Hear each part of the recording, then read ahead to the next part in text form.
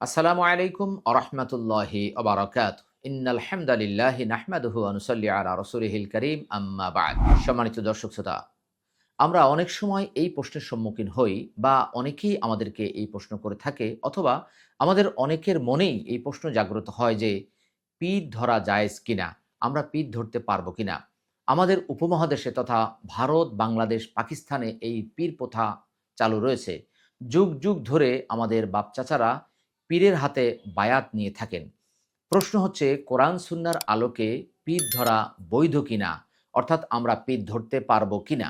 কোরআনুল কারিমে আল্লাহ তাআলা পীর ধরার ব্যাপারে সরাসরি কিছু না বললেও আমরা শিক্ষকের কাছে যেতে পারবো, শিক্ষক ধরতে পারবো বা শিক্ষকের কাছ থেকে কোনো কিছু জেনে নিতে পারবো, এই বিষয়ে তিনি আপনাকে আমাকে নির্দেশ প্রদান করেছেন ১৬ নম্বর সূরার ৪৩ নম্বর আয়াতে ও ২১ নম্বর সূরার ৭ নম্বর আয়াতে। আউযু বিল্লাহি মিনাশ শাইতানির রাজিম। বিসমিল্লাহির রহমানির রহিম। ফাসআলু আহলা যিকরি ইন কুনতুম লা তা'লামুন।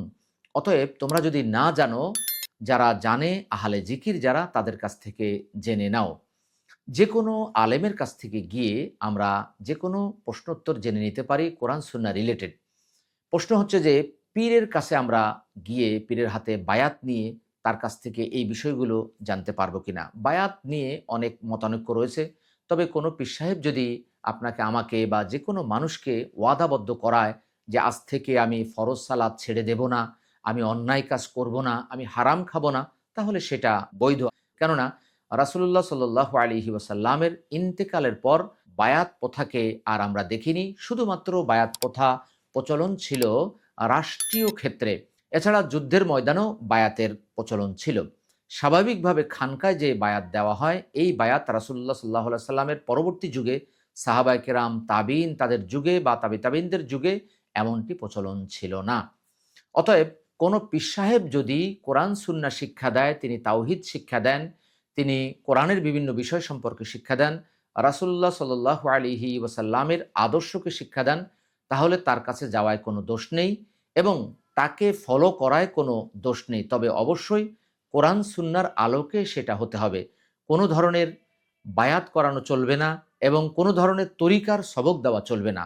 সবক হবে একমাত্র কোরআন এবং সুন্নাহর, এবং আদর্শ হবে রাসূলুল্লাহ সাল্লাল্লাহু আলাইহি ওয়াসাল্লামের। তাহলে যে কোনো মানুষের কাছে গিয়েই আমি ইসলামকে শিখতে পারবো, জানতে পারবো, মানতে পারবো। তিনি পীর হন অথবা স্বাভাবিক কোনো আলেম ওলামা বা কোনো ইমাম খতিব হন, তাতে কোনো সমস্যা নেই।